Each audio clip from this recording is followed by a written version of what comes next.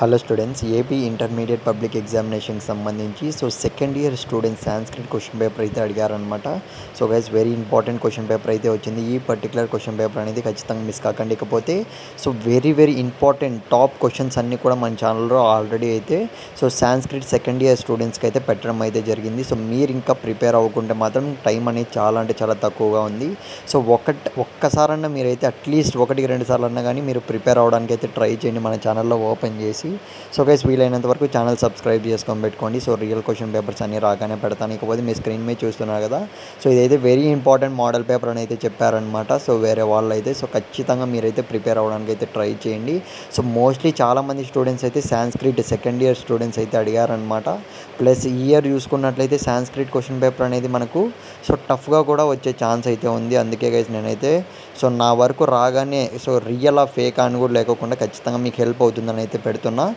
ఇందులో ఉన్న ప్రతి ఒక్క రోమన్ని మీరు కంపేర్ చేసుకొని ఖచ్చితంగా ప్రిపేర్ అవ్వడానికి అయితే ట్రై చేయండి. మీరైతే ఈజీగా అయితే 50+ మార్క్స్ అయితే స్కోర్ చేసే ఛాన్స్ అయితే ఉంటుంది మామ చెప్తున్నా.